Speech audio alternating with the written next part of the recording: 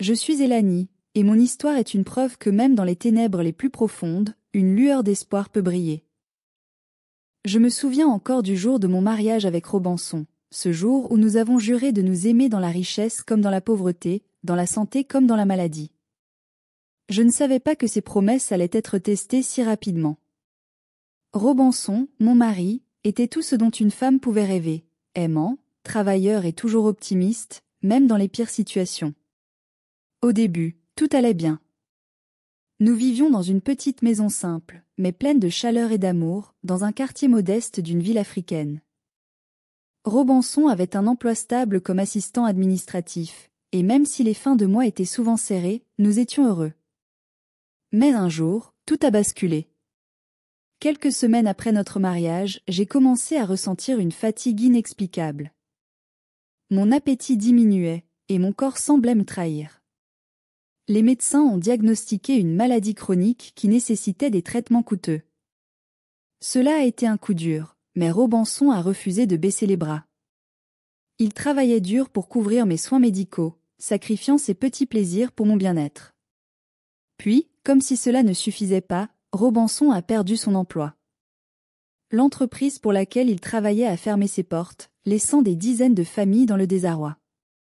Je me souviens de la manière dont il m'a pris la main ce soir-là, ses yeux remplis de larmes qu'il essayait de cacher. « Ne t'inquiète pas, Elanie, m'a-t-il dit, et on s'en sortira. » Et il a tenu parole. Chaque matin, il sortait de la maison avec une pile de CV sous le bras, allant de bureau en bureau, frappant à toutes les portes. Pendant ce temps, nos économies s'épuisaient rapidement. Parfois, nous ne mangions qu'un repas par jour, mais jamais Robanson ne perdait son sourire. Il disait que tant que nous étions ensemble, rien ne pouvait nous abattre. C'est alors qu'est intervenu le parrain de notre mariage. Il s'appelait Charles, un homme d'une quarantaine d'années, connu pour sa réussite professionnelle et son influence dans la communauté. Il avait une grande maison, des voitures luxueuses, et il était respecté de tous. Lorsqu'il a appris notre situation, il a proposé son aide. Au début, cela ressemblait à un miracle. Charles nous a offert de l'argent pour payer mes traitements, a rempli notre réfrigérateur de nourriture, et a même payé le loyer en retard. « Vous êtes comme mes enfants », disait-il avec un sourire bienveillant. Je n'aurais jamais imaginé qu'il aurait d'autres intentions. Robanson était reconnaissant, tout comme moi. Nous pensions que nous avions trouvé un ange gardien.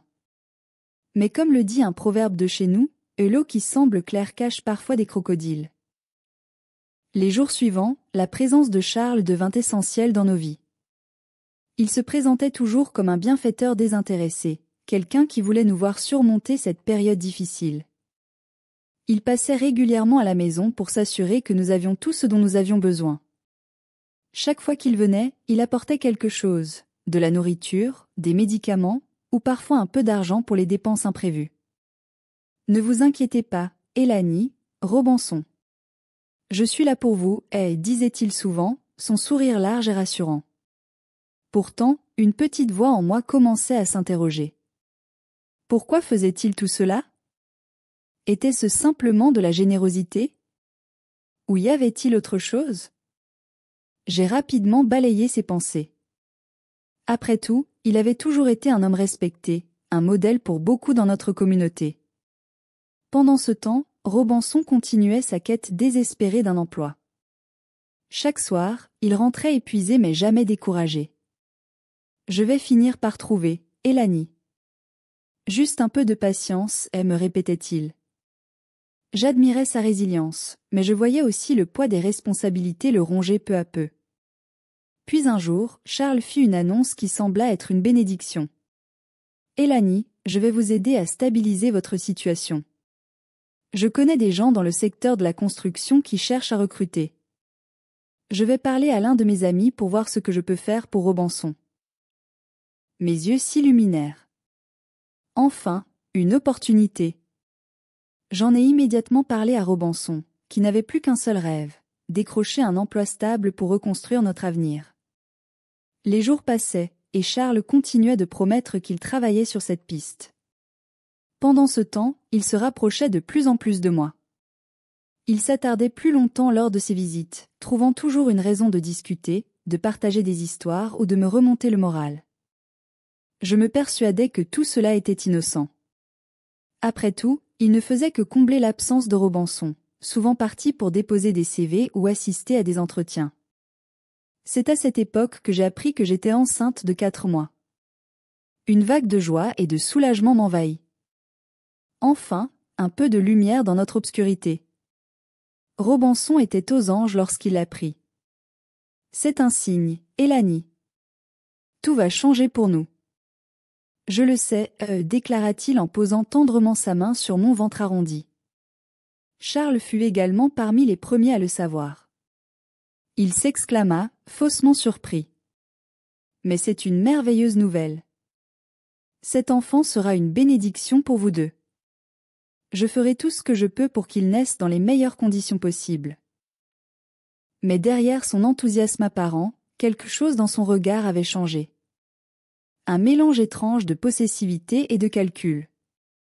J'aurais dû le remarquer plus tôt. Un après-midi, alors que Robinson était absent, Charles passa à la maison sans prévenir. « Je voulais te donner ça pour acheter des vêtements de maternité, » dit-il en tendant une enveloppe. J'étais touchée par son geste, mais une gêne inexplicable commençait à m'envahir. Il s'assit sur le canapé, me fixant d'un regard plus insistant que d'habitude. « Élanie, tu sais que je fais tout cela parce que je tiens à toi, n'est-ce pas ?» Je répondis avec un sourire poli. « Oui, bien sûr, Charles. Et nous t'en sommes très reconnaissants. » Mais ce qu'il ajouta ensuite me glaça sur place. « Il y a une façon pour toi de me remercier. Une façon spéciale. Tu comprends ce que je veux dire, n'est-ce pas ?»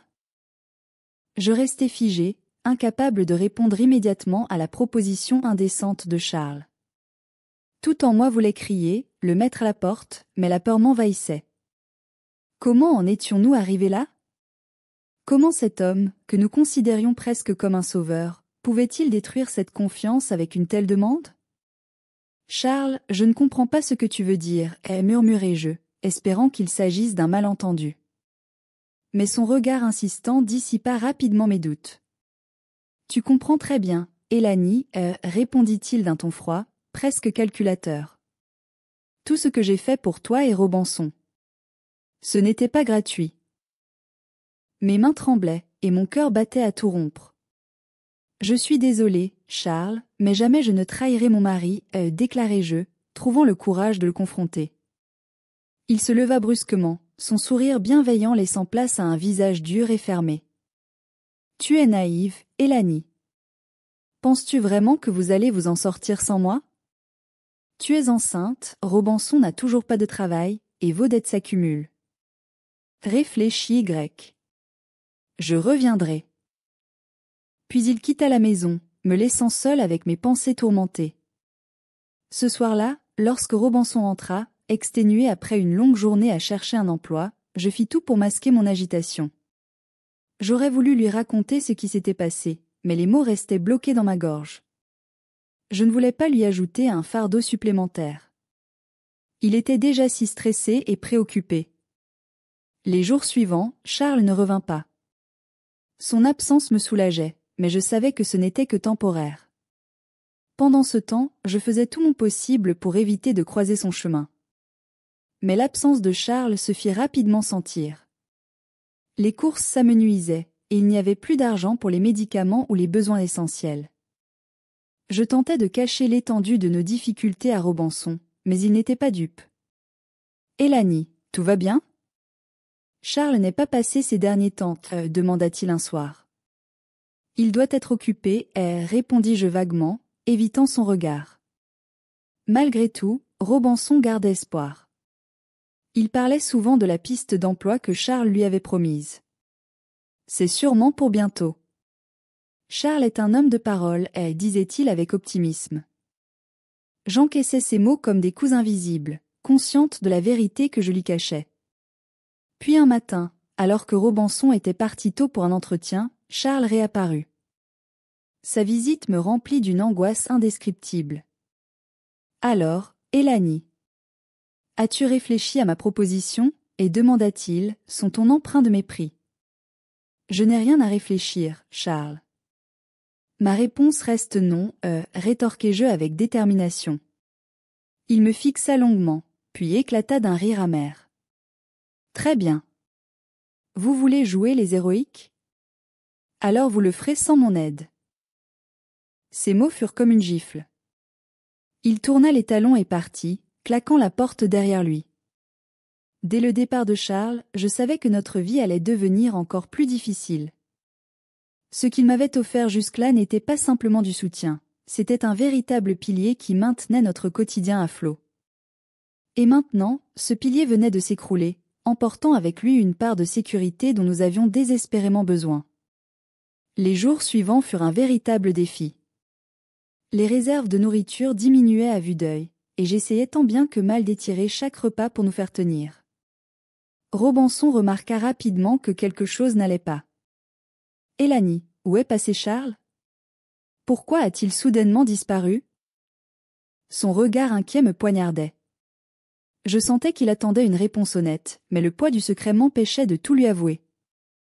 Je me contentais de hausser les épaules. Peut-être qu'il est occupé avec ses affaires.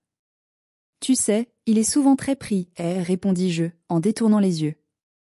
Robinson semblait dubitatif, mais il ne posa pas plus de questions. À sa place, il se concentra davantage sur sa recherche d'emploi, redoublant d'efforts pour compenser l'absence de Charles. Il passait de longues journées à sillonner la ville, distribuant des CV dans les entreprises, espérant une réponse qui tardait toujours à venir. Pendant ce temps, je vivais une véritable bataille intérieure. Chaque matin, je devais me convaincre de ne pas céder à la peur et à la culpabilité. Chaque fois que je regardais Robinson, j'entendais la voix de Charles résonner dans ma tête. « Tu es naïve, Élanie. Penses-tu vraiment que vous allez vous en sortir sans moi ?»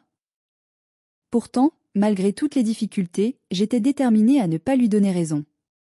Un soir, alors que Robinson rentrait plus tard que d'habitude, son visage fatigué portait les traces d'une journée infructueuse. Aucune réponse, rien. « Mais je ne lâcherai pas, déclara-t-il, avant de poser son regard sur mon ventre. « Tout ce que je fais, c'est pour toi et pour notre enfant, ajouta-t-il avec un sourire forcé. Ces mots me brisèrent le cœur. Je savais qu'il méritait la vérité, mais comment pouvais-je lui avouer que Charles, cet homme qu'il admirait et en qui il avait placé sa confiance, avait osé me proposer une chose aussi ignoble? Malgré tout, je trouvais un peu de réconfort dans ses bras. Même si nous étions en plein chaos, notre amour restait une force inébranlable. Mais pour combien de temps encore? Les jours qui suivirent furent marqués par des privations. Nous ne pouvions plus compter que sur nous-mêmes. Robinson proposa même de vendre certains de nos biens pour acheter de quoi manger, mais je m'y opposai fermement. Nous allons trouver une solution, Robinson. Nous avons traversé pire, disais-je pour l'encourager. Mais la vérité, c'est que je n'y croyais pas vraiment. Entre les besoins de la grossesse et l'absence totale de revenus, je ne voyais aucune issue à notre situation. Et pourtant, malgré tout, je savais une chose, je ne sacrifierais jamais ma dignité ni mon amour pour mon mari. Les jours devenaient de plus en plus sombres. Chaque matin, je me réveillais avec l'angoisse de ne pas savoir comment nous allions tenir jusqu'au soir. La nourriture se faisait rare, et les douleurs de ma grossesse de 4 mois devenaient plus difficiles à gérer sans les médicaments adéquats. Pourtant, je gardais le silence sur la véritable raison de notre situation. Robinson, lui, était déterminé à ne pas abandonner. Chaque jour, il revenait avec de nouvelles idées, des plans pour essayer de nous sortir de cette impasse. Mais je voyais bien que le poids de l'échec le rongeait peu à peu. « Élanie, je vais peut-être devoir travailler comme journalier au marché, au moins pour nous assurer un peu d'argent en attendant mieux, annonça-t-il un soir, le regard empreint de fatigue. Je savais que cela le blessait profondément. Robinson était un homme fier, et accepter un travail précaire allait à l'encontre de tout ce qu'il espérait pour lui-même et pour notre famille. « Tu fais déjà tellement, lui répondis-je doucement, les larmes aux yeux. Je suis fier de toi, peu importe ce que tu fais pour nous. » Mais malgré mes mots, je sentais que quelque chose en lui commençait à se briser. C'est alors que, quelques jours plus tard, tout bascula. Ce matin-là, Robinson était rentré plus tôt que prévu d'une tentative infructueuse de décrocher un emploi. J'étais dans la cuisine, plongée dans mes pensées, lorsqu'il entra brusquement dans la pièce. « Élanie, on doit parler, déclara-t-il, son ton sérieux. Mon cœur s'accéléra. Avait-il découvert la vérité? Je sais que tu me caches quelque chose, continua-t-il, me fixant intensément. Depuis des semaines, tu sembles ailleurs. Charles a disparu sans explication, et notre situation ne fait qu'empirer. Je mérite de savoir ce qui se passe. Je baissai la tête, incapable de soutenir son regard. Les mots restaient coincés dans ma gorge, mais je savais que je ne pouvais plus fuir. Robançon, je suis désolé, murmurai-je, les larmes roulant sur mes joues. Je voulais te protéger, mais je vois que mon silence ne fait qu'aggraver les choses. Il s'approcha, posant doucement ses mains sur mes épaules. Parle-moi, Élanie. Je suis ton mari.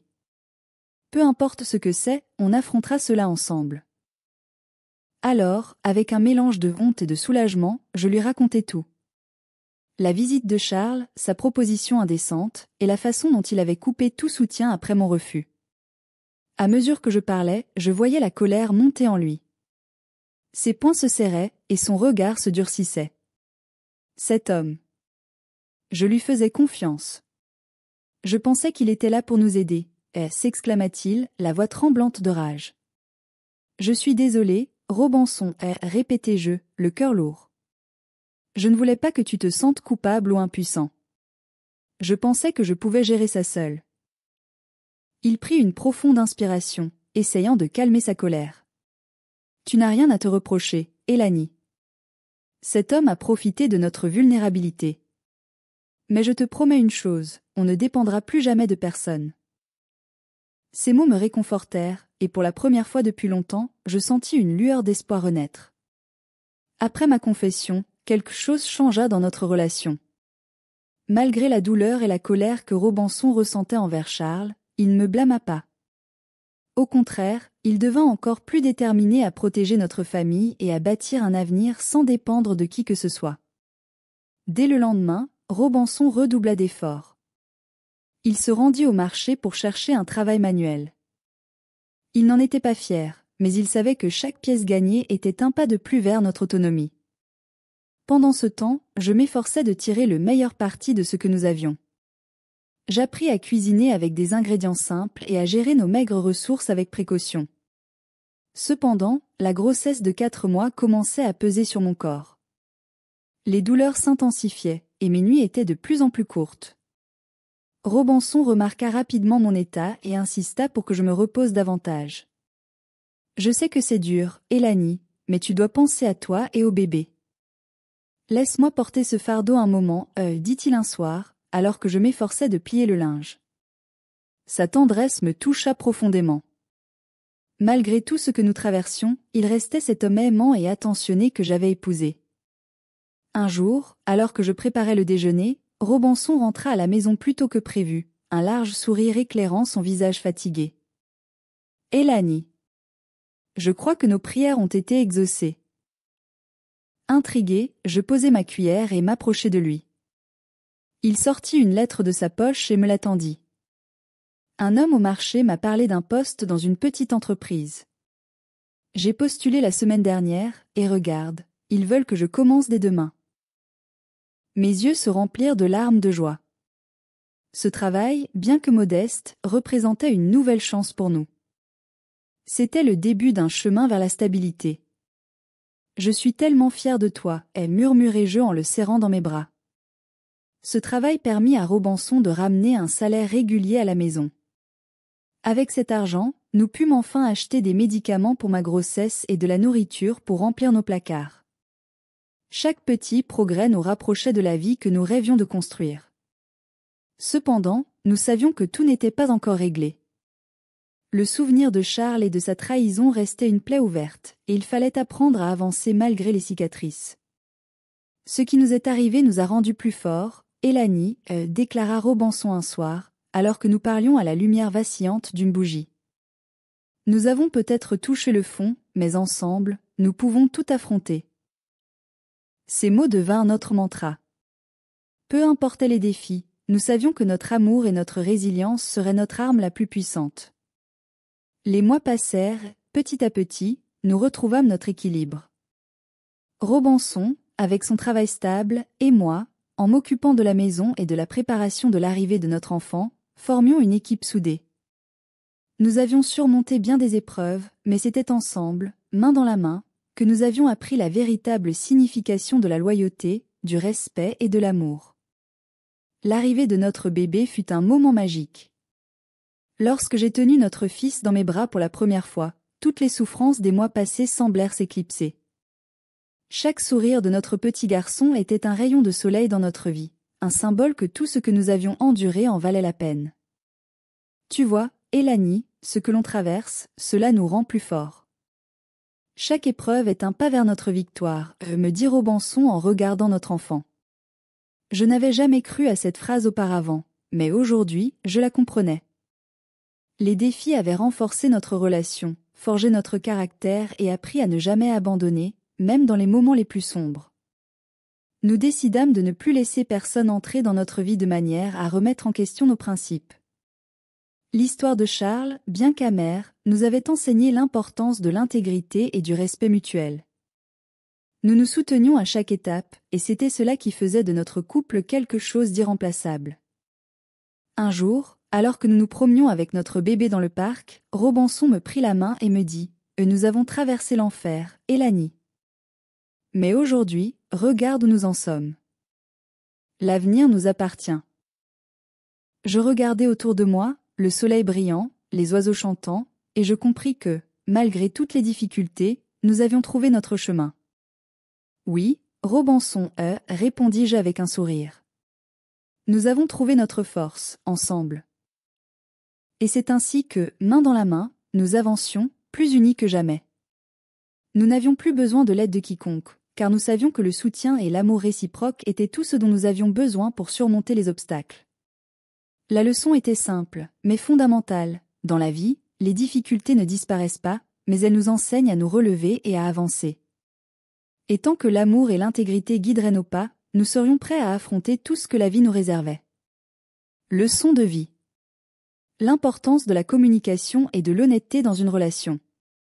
L'une des plus grandes leçons de notre histoire est que la communication est la clé de toute relation solide. Parfois, nous avons peur de dévoiler la vérité, mais il est essentiel de partager nos préoccupations, nos peurs et nos espoirs avec la personne qui partage notre vie. Robinson et Élanie ont traversé des épreuves difficiles, mais leur honnêteté mutuelle leur a permis de surmonter les obstacles et de renforcer leurs liens. Conseil, n'ayez pas peur de vous confier à votre partenaire, même si cela vous semble difficile. L'ouverture crée une confiance et une compréhension profonde. La résilience face aux épreuves. La vie n'est pas toujours facile, et parfois elle nous met à l'épreuve de manière inattendue.